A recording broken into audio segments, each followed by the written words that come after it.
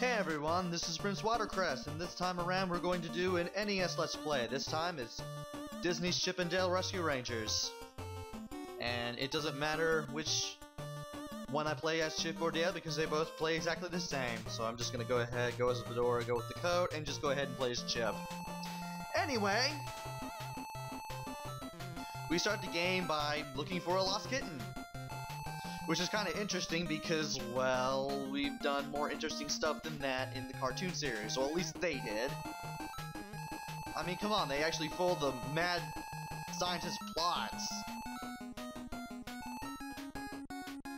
Professor Nimbus, I think, was his name. I haven't watched it in a while. Anyway. Those mechanical dogs that are mentioned here, we're going to show you them very shortly. Don't worry about that. And the game finally begins. Game's pretty easy. At least the gameplay is simple enough. Pick up crates, throw them at enemies, like that mechanical dog, which is pretty much as easy as anything else. And look for flowers and stars and try to pick up one-ups.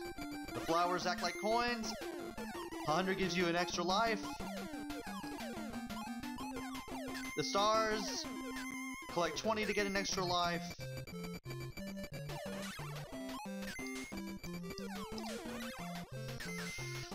You'll find a lot of these flowers and stars out in the open, but it doesn't help to look around. It doesn't hurt to look around to look in these crates. Sometimes they'll just pop out of thin air if you go into certain locations like that.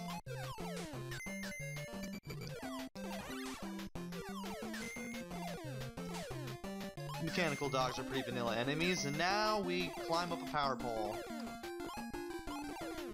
Nothing is hidden in those two crates, I know that much. And you can hold down to hide in a crate, and if an enemy runs into you, you will destroy it. Sometimes you'll find item boxes. This one has zipper, which gives us invincibility. Really nice.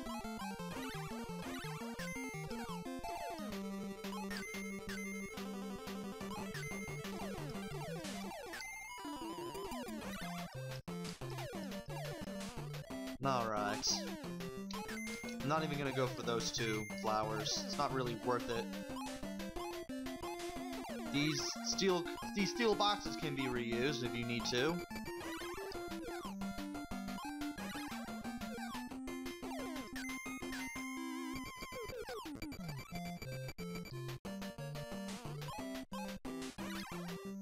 Might as well go ahead and show this one off. Alright, an acorn. The ones that don't flash refill your entire health bar. The ones that do just refill one. And it should go without saying that you should avoid this live energy that goes back and forth in the frayed ends of these wires. And that one sailed clean over me, so I don't know why I tried to hide to try to damage it. And that bee I took out, we'll see in later level. Anyway, you can't take a crate from one section into the next, otherwise you'll just hold your hands like an idiot for a second before you finally just drop them.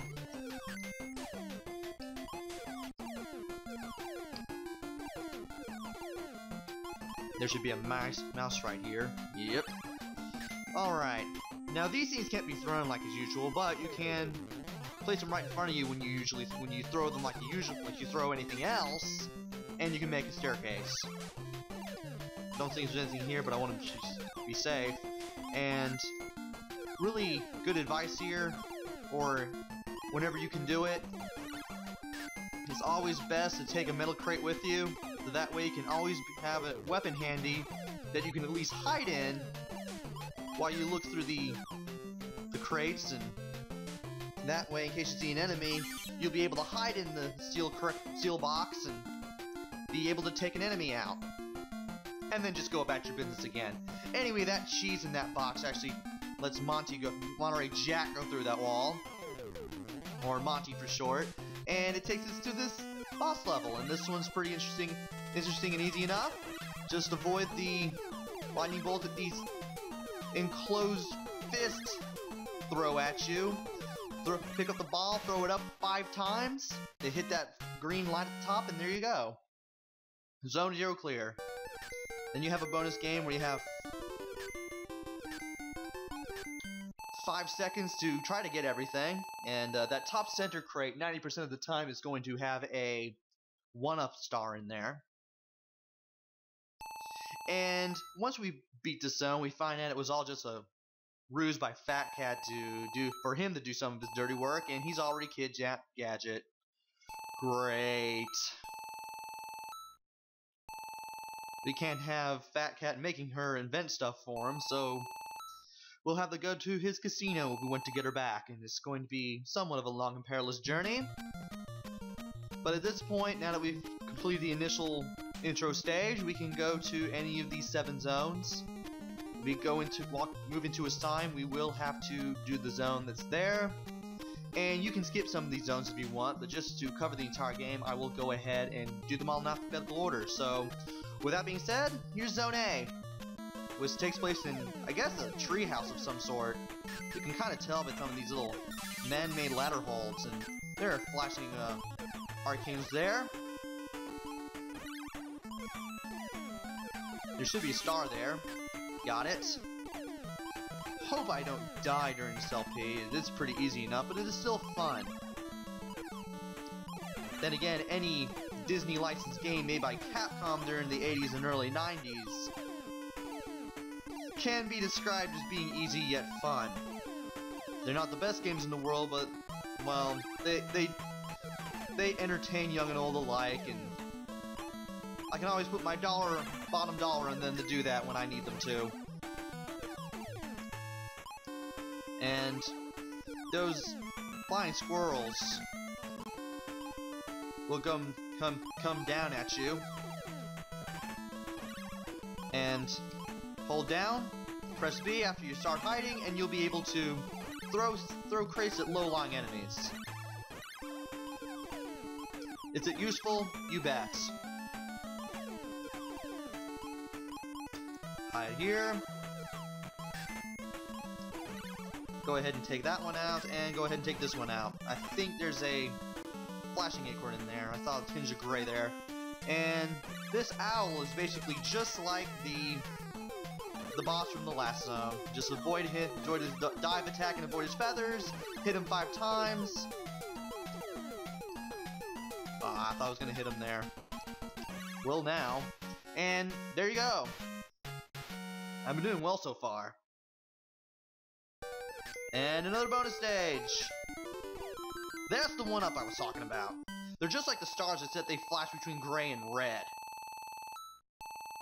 That way if you can't tell a regular star from a 1-up, there you go. And when you beat a zone, you will get hints from Gadget. Apparently she's rigged up something to communicate with us under Fat Cat's nose, and it's really nice, because we will need the hints.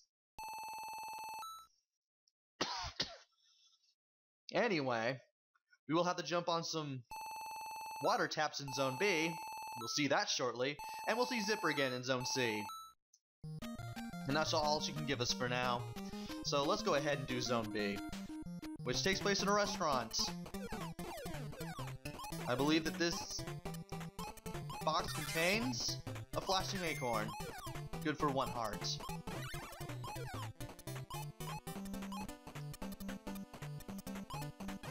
Just jump into his line of sight, and you'll be able to hit him just like that. Very crafty on my part. And there are a lot of stars and flowers here, so you want to look around and do some digging, and hopefully you may be able to find some stuff. I think we'll be able to get our first 1-up here. Unlike, say, the Mario games, when you actually do get enough flowers or stars for a 1-up, you're going to have to come after it because it flies out from the left and flies to the right in a little sine wave pattern. And you'll see that happen soon enough, viewers. And adept dodging right there. Get some more Well, I guess I could leave that one there. And go ahead and use the 2 steel crates down there, and basically you may want to make sure you want to get all those crates too, because you'll find 3 flowers in there. I know that for a fact. Can't take that with us, so we can just go ahead and take the 2 flowers, and these bears with wine bottles will actually shoot the wine at us. I think it's supposed to be the cork coming out, but instead it's just 3 globules of wine, and there's our first one up. There's the taps that Gadget was talking about. Just jump on them 3 times and you'll be able to turn the water off. Pro tip, do not jump into the water or walk into it. You will take damage.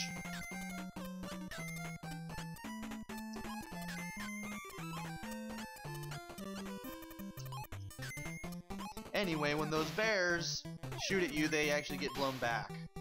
And I don't know why I did that. That was just pure luck right there.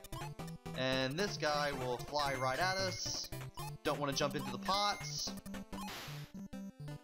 And it's time for the next section. Flashing acorn. You will keep a good look out for some of these flashing acorns, because you never know when you might find one. They're usually going to be hidden in crates. And this black bottle with the P on it, rather interesting. When we pick up something heavy like an apple, we'll be able to jump as high as we normally would, compared to just half of what we could if we didn't have the power potion. You won't be able to jump. Oh, you won't be able to jump half as high. And those aliens just transform into you and just move back and forth. They only don't do the transformation until you get close enough to them. I guess it's supposed to be more confusing if you're playing in 2-player mode, but other than that, it's just really weird. I'm guessing he's supposed to be based on one of the characters in the series, because there was an alien that looked like that, but I don't remember him ever being able to transform into one of the Rescue Rangers. Maybe I'm just imagining things. Well, anyway, the next boss is the spaceship, and you want to avoid the aliens to come out, as well as the spaceship itself. And you don't want to hit yourself with the ball, because then you're going to stun yourself, and then you'll leave yourself prone to enemy attack. That, like all other bosses, this one takes 5 hits to kill, and then it's done. Another bonus stage, and we should be done here. Zone D will have some pretty interesting enemies. I'll explain them when I see them. And you'll also see the falling iron balls. We'll have to throw crates at the switches to stop that. Well, what else can you throw? And with that, that pretty much ends the first video of this playthrough. So join me next time when we go through Zone C, Zone D, and maybe Zone E. Until then, this is PrinceWatercress. Take care and stay safe.